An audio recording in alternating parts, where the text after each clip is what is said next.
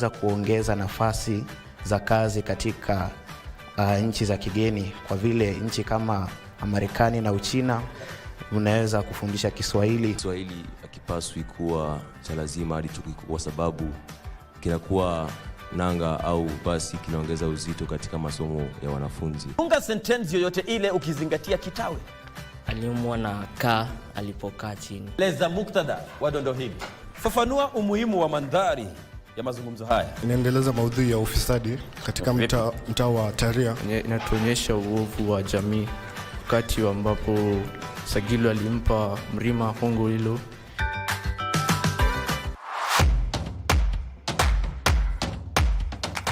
Wakenya wenzangu, this August something big is happening.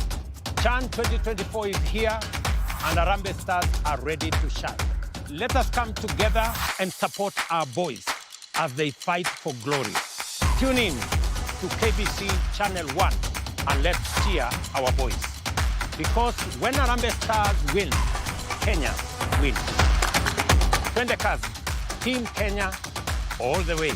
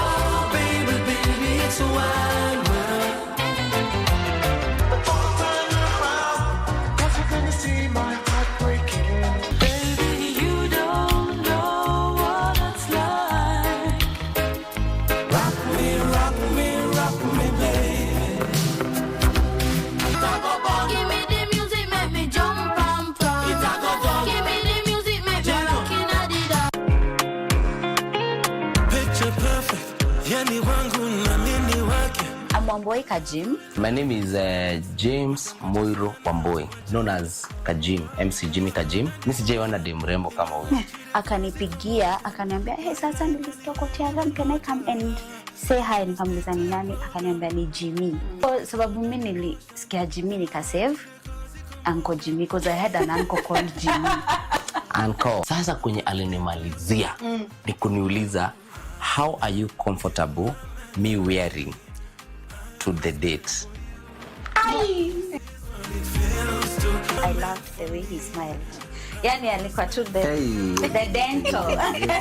Dental formula was ajai kuambia hiyo. Tulienda base fulani Kiamburu. Ya nyama. Motura. Ulipeleka motura. A special friend of mine, Uhuru Muigai Kenyatta. That's why tulipiga machopa. He used to call me at 1 usiku to pray for me. Nikiwa maji mbaya. Akiwa mbaya.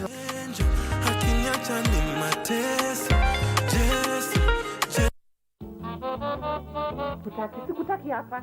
Sikutaki hapa nyumbani. Hapa kwangu sikutaki. Waogopa?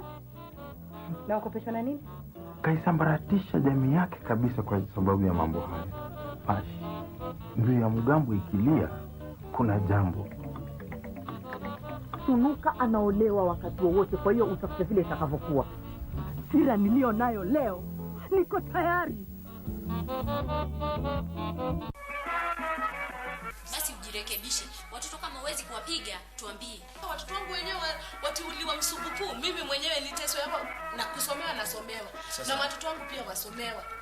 Sasa ni ya nini huyu bibi yake wamfanya kama mtoto mdogo ndani?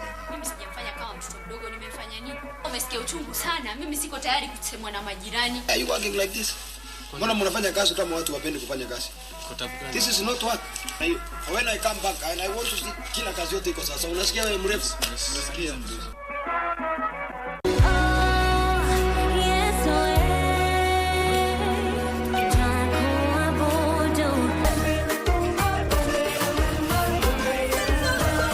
just look at the impact of media. This is not to say the media is a very powerful tool also in driving narratives that are very positive. How can we convert this powerful tool to become a tool that can help us change our communities? My prayer is this: we go back to the Word of God. Okay. Because the Word of God captures everything.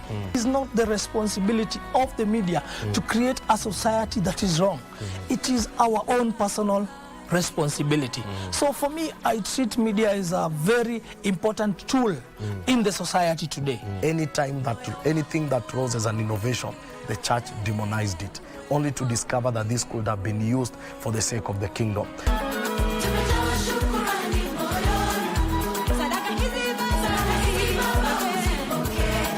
Mix in a dirty vessel. Come again, some talk about them sing like the one cocotte. I the one we sell a shopper couldn't make. Queen of Apostle hapa tu Kasarani. Tutunze mzinga vyema, tusichafue asali. Kiswahili kinafaa kuzingatiwa hadi vyuo vikuu. Je, inakubalika? Kiswahili kinaweza kuongeza nafasi za kazi katika nchi za kigeni, kwa vile nchi kama Marekani na Uchina unaweza kufundisha Kiswahili. Kiswahili hakipaswi kuwa cha lazima hadi kwa sababu kinakuwa nanga au basi kinaongeza uzito katika masomo ya wanafunzi. Funga sentence yoyote ile ukizingatia kitawe. Aliumwa na kaa alipokaa chini. Leza muktadha wa dondo hili. Fafanua umuhimu wa mandhari ya mazungumzo haya. Inaendeleza maudhui ya ufisadi katika mtaa wa Taria. Inatuonyesha uovu wa jamii wakati ambapo Sagilo alimpa Mrima hongo hilo. Life is not easy for us. Although the government has kept aside the 5% employment for us, but when you go to the ground, things are different. Ask themselves one simple question. If I had a disability like so and so, like so and so, like so and so, how would I want to be treated? That feeling of those with disabilities that they are unwanted, that they are not good enough, is something that we must continuously challenge. You're really going to be inclusive. You need to have people with lived experience, but most importantly, you need to listen to them. You don't just have them there as props so you can say you've differently. I would share my love with you. Some people can love one another for life. How about us? Wanna hold you tight. I wanna wake up with you. Oh, baby, baby, it's a wide world. Before I turn around, 'cause you're gonna see my heart breaking. Baby, you don't know what it's like. Rock me, rock me, rock me, baby. Give me the music, make me jump and prance.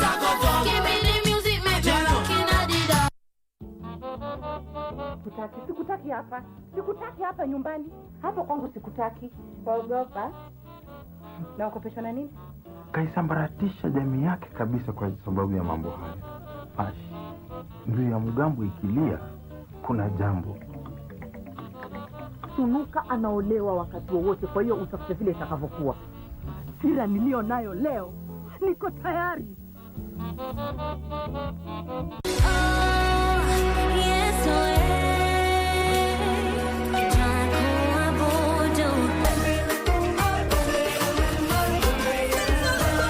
Just look at the impact of media. This is not to say the media is a very powerful tool also in driving narratives that are very positive. How can we convert this powerful tool to become a tool that can help us change our communities? My prayer is this: we go back to the Word of God. Okay. Because the Word of God captures everything.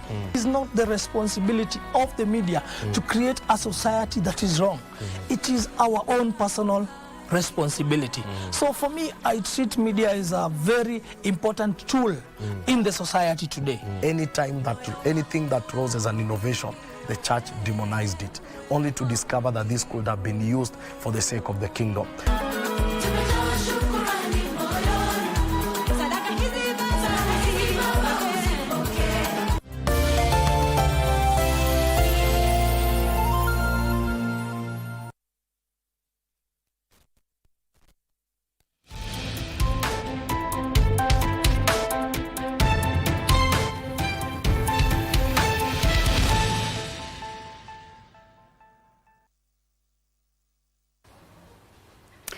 A very warm welcome to the Lunchtime News, where the government reaffirmed that it will not cut down on the capitation for public schools, and also it's been termed as one of the 7 wonders of the world. The wildebeest migration is happening in Masai Mara. My colleague, that is JJ Kioria, will be joining us later in this bulletin just to bring us up to speed with what is happening there in Masai Mara. But to begin our bulletin on matters education, where the national government has reaffirmed its commitment to funding the education sector, pledging that the school capitation program will remain intact and well supported. Speaking at St. Thomas Girls High School in Kilifi County, Principal Secretary for Basic Education, that is Ambassador Professor Julius Bitok, announced that 700 billion shillings, equivalent to 25% of the national budget, have been allocated to support learning institutions across the country. This as the Kenya Secondary School Heads Association, that is KESHA,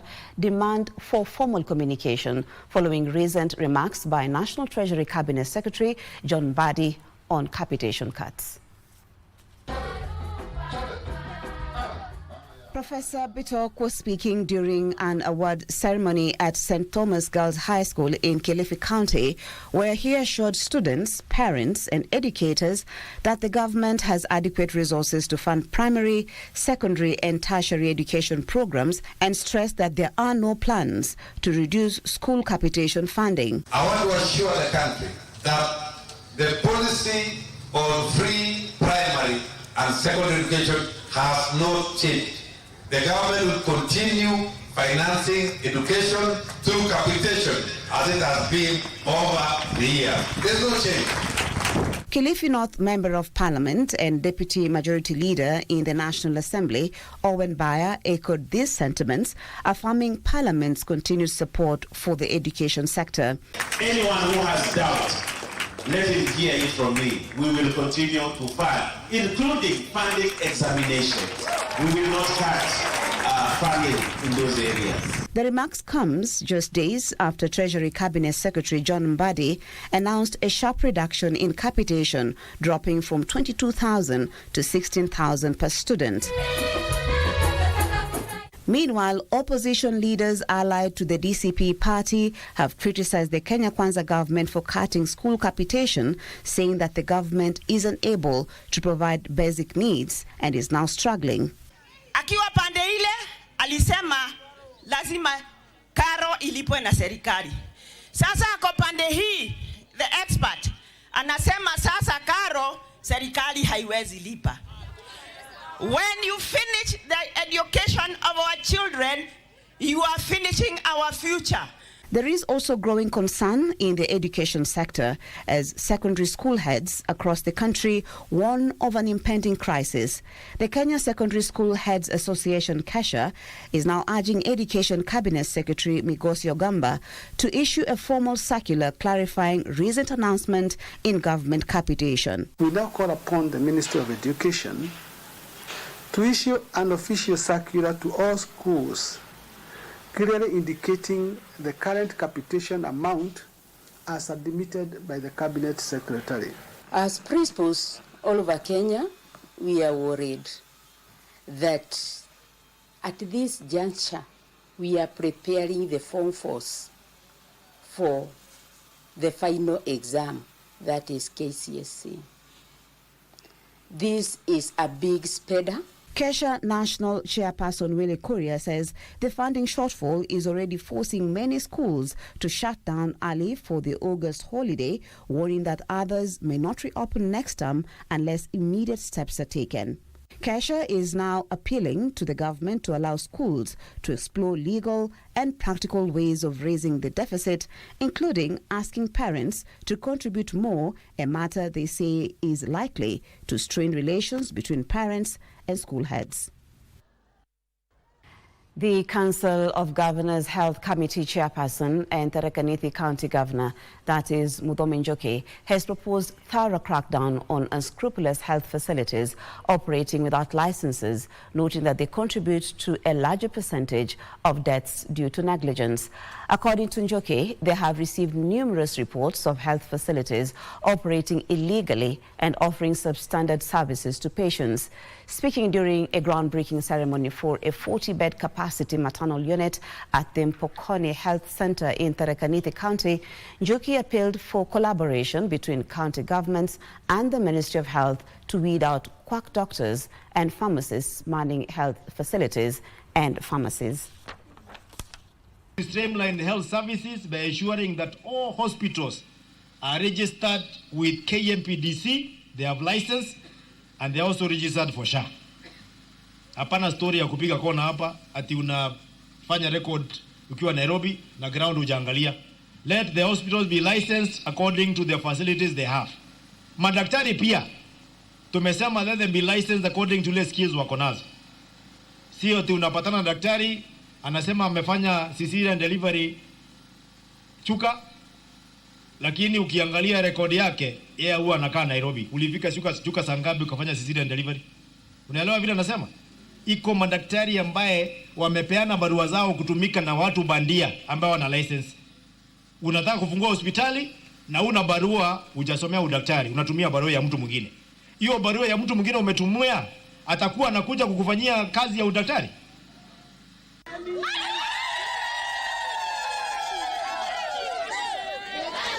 I look at politics now, where Kenya Kwanza bigwigs have defended the ongoing empowerment program, saying it will benefit the vulnerable in society. Speaking in Kisii County, the leaders, who included National Assembly Speaker Moses Wetangula and Senate Leader of Majority Party, that is Aaron Cheriot, dismissed critics and committed to continue pushing the empowerment program in all corners of the country.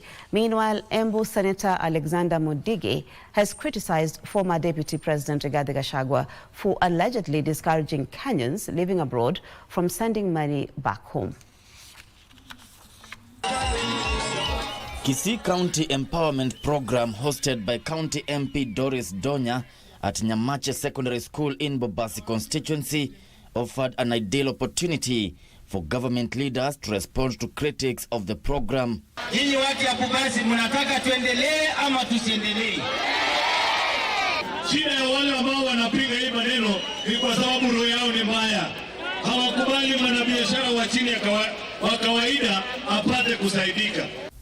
They lauded the Kenya Kwanza government's achievements in electricity connectivity and healthcare reforms, saying the programs were transforming the lives of the vulnerable. Speaker Wetangula urged Kenyans to ignore former Deputy President Rigathi Gachagua's calls on Kenyans abroad to stop sending money home. Sasa ukienda huko nje kusema msitume pesa kwa Kenya, hakuna Mkenya, wale watu wanazungumzia wanakucheka. Siasa ya hasira, siasa ya kutembea bure bila maendeleo, sisi hapa Kisii hatutaki. Hapa tunataka siasa ya stima, siasa ya barabara, siasa ya maji. Wakati wa kura ikifika, kila mtu ataweka rekodi yake. Sentiments echoed by Embu Senator Alexander Mudigi, who condemned Rigathi's remarks as reckless and harmful to the country's already struggling economy. Na kuambia watu asinvesti Kenya anafanya makosa. Kwa sababu nataka kunikumbushe wale watu wako uko nchi za ng'ambo, ati wakati mtu ataeseeka ule ako na green card ambaye anafanya kazi kwa miaka 10, baadaye utarudi Kenya. In Garissa County, Ijara MP Abdi Ali Abdi has praised the government's effort in redefining programs. We want to tell the opposition team led by Gachagua that your time of dividing the country into tribal lines has come to an end. Gishuki Washira, Lunchtime News. And that story by Gishuki Washira brings us to our first break. Stay with us if you can.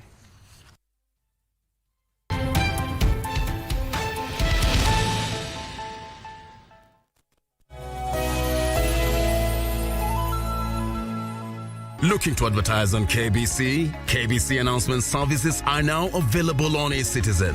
Visit kbc.ecitizen.go.ke and fill out the online application form. It's simple. 1. Complete the form. 2. Upload required documents. 3. Receive a quotation based on word count. And 4. Get notified via SMS when your announcement is ready. Please note, clearly indicate the type of announcement, service station, and all relevant details. 2. All applications must be made online only. Manual submissions will not be accepted. And 3. Announcements will air after news bulletins. For assistance, reach us on email ecitizen@kbc.co.ke or use our social media handles, Facebook, your Facebook account, and X at your X account. Or you can call us on 0723 892 654 or 0734 780 124. KBC announcements. Simple, fast, and digital.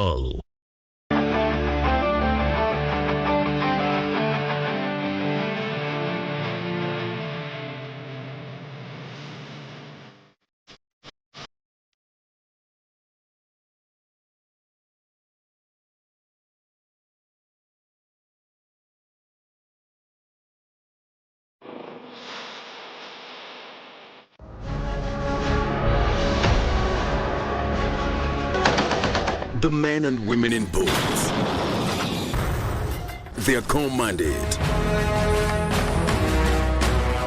to defend and protect the sovereignty and territorial integrity of the Republic of Kenya. Their bravery knows no limits. Make a man go through the wall without breaking the wall. Laziness, it is not in our vocabulary. But what are their stories, their tales? Military Tales, every Saturday at 9 p.m. with Ben Troy and Joey.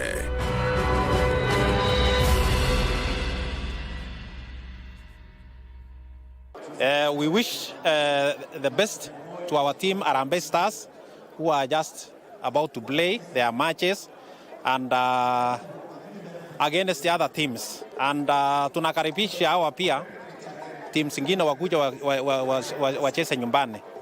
This is Kenya, home of champions, home of runners, and we welcome them. Na tunasema raia wote, wa Kenya wote, tuchukue nafasi hii, to tune in, tukisupport timu yetu, tunapokaribisha wale teams ambayo wanakuja kucheza mpira.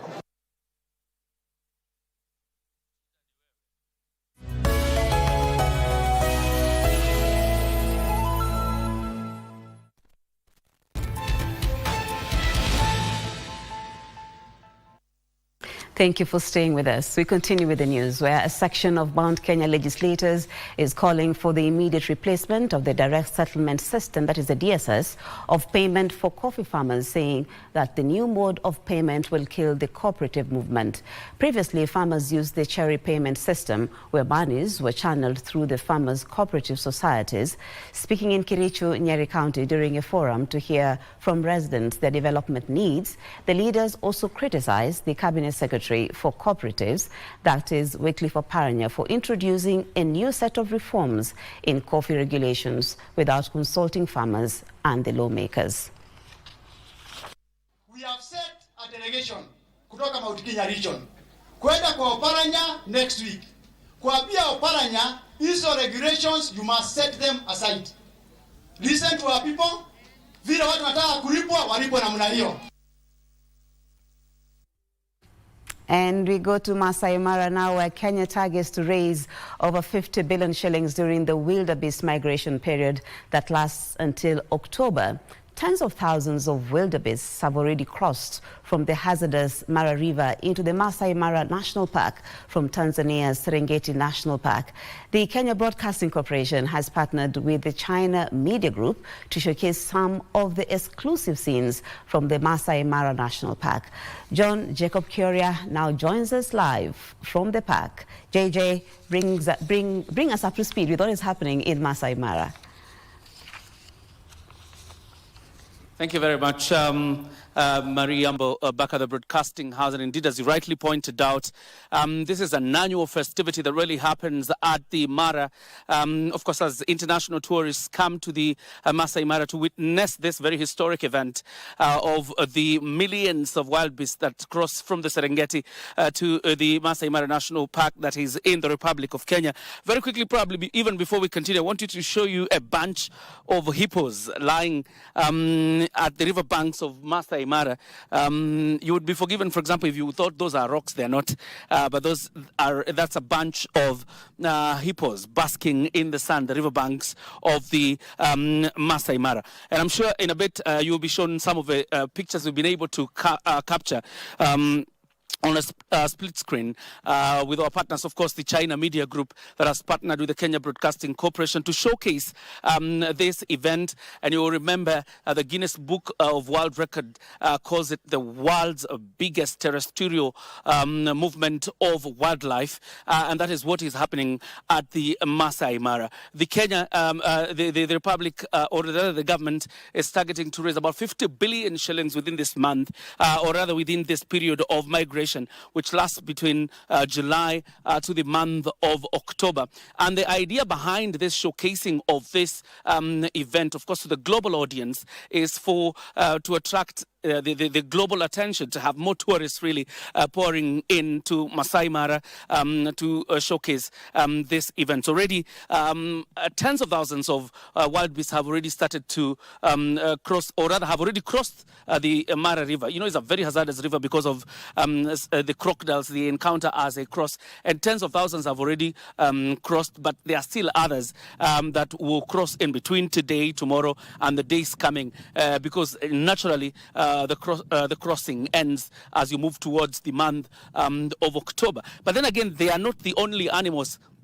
You know, moving from Serengeti to the Mara, you have zebras also as part of the crew that really transits to the Mara for grazing and all that kind of stuff. But the attention really is much more drawn towards the wildebeest. And Kenya seeks to market the magical Kenya in this period through the wildebeest migration. And that is why the Kenya Broadcasting Corporation is partnering with the China Media Group, and particularly its stable stations, that is CCTV, as well as CGTN, to showcase this live event alongside the Kenya Broadcasting Corporation. Of course, as I close, the biggest question is the sustainability of the ecosystem around the Mara River and where these animals really are living. And that is why the government is partnering with China, indeed, to ensure the continued conservation of the Mara ecosystem, and of course to see how they can tap in Kenya's tourism products. We'll be updating you, of course, later on 7 p.m. and 9 p.m. bulletins. But for now, back to you, Marie Yambo, at the Broadcasting House. Thank you so much, JJ Kioria, coming to us there from the Masai Mara. Beautiful scenes there of the wildebeest migration. So JJ will be bringing you up to speed later on in our subsequent bulletin, hopefully at about 7 or even 9 p.m., just to see what's happening there in Masai Mara. Remember, it's not just for the international tourists to go and watch the wildebeest migration. You're also welcome to do that. So it's also a part of just encouraging local or domestic tourism. So let's look at some sports now, where over 500 participants stand up for the second edition of the Needy Cancer Health Initiative charity run held today in Karen. The organizers are planning to conduct the run annually with a long-term vision of establishing a cancer hospital in Meru County. Multiple World Paralympic record holder Henry Wanyoike today morning competed in the Needy Cancer Health Initiative charity run as part of his preparation for the Berlin Marathon set for September this year. This is something, if you're not affected, you're infected in one way or the other. So we all need to join hands together to see how we can be able to eradicate this cancer, which has been a big elephant in the house. So we all need one another. More than 500 runners competed in the 25-kilometer, 10-kilometer and 5-kilometer categories of the race, whose proceeds will go towards providing financial assistance, access to medication, nutritional support, and safe housing for low-income and rural patients facing stigma, displacement and treatment challenges. Sports is very big in Kenya, so would like to even introduce things like football, whereby would be engaging the youth also to come and participate in needy cancer health initiative football matches and call on fundraisers and well-wishers to come for such activities. It's a noble cause. We want to stand with the survivors, the fighters, guys who are going through the treatment. It's not easy. It requires support of the entire community because there are many things in the background that we looked at that INCHI are trying to cover, and they can't do it alone. It requires support from each and every member of the society. The organizers are planning to conduct the run annually with a long-term vision of establishing a cancer hospital in Meru County.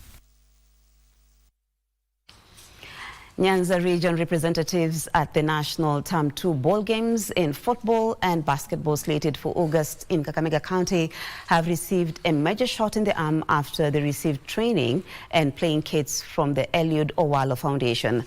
Agai Secondary School from Kisumu County received football training and play kits, while St. Mary's Yala from Siaya County received basketball kits. Later, the foundation patron, that is Eliud Owalo, led a team of former basketball internationals in beating St. Mary's Yala school team by 27 baskets to 23. Achola Simon with the report.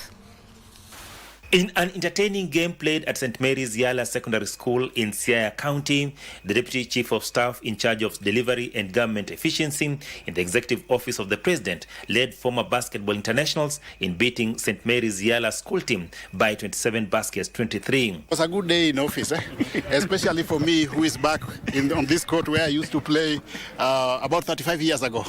Yeah, so it was an interesting game. We are happy that we have had a good game. We have managed to come out victorious. But most importantly, really, it was a game just to encourage the boys.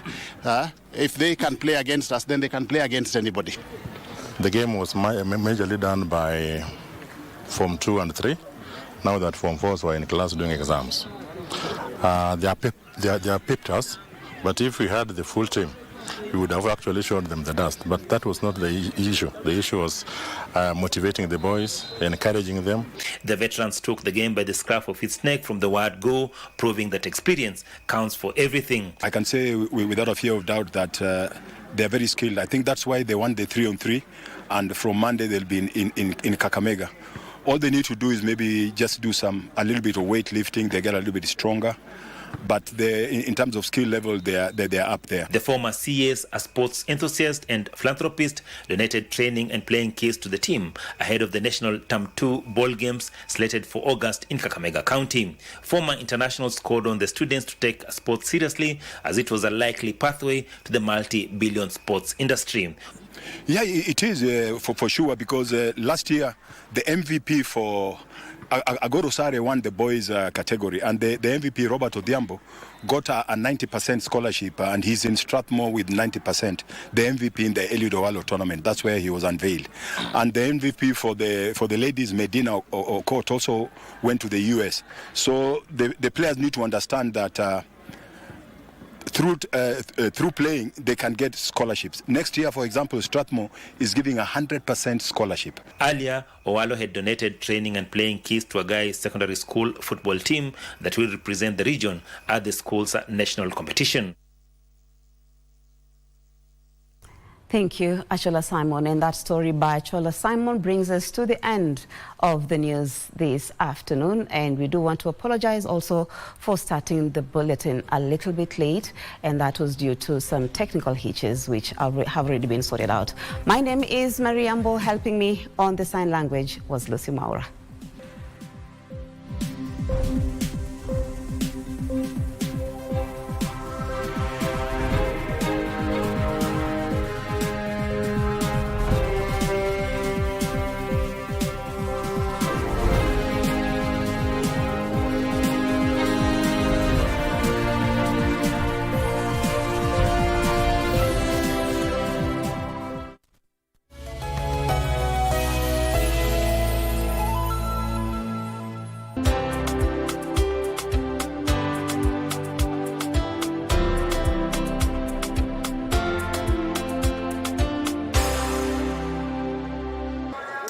It's here, Chan 2024, like never before.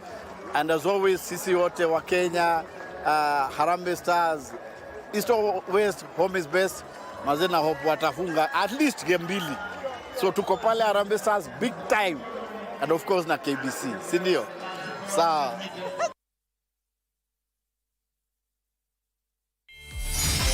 Hello, fabulous ladies. Welcome to the talk show that's all about sisterhood, empowerment, and unfiltered conversation. We will be focusing on women. We believe in women. We are really changing. We are creating a safe space for women to connect, thrive, and share.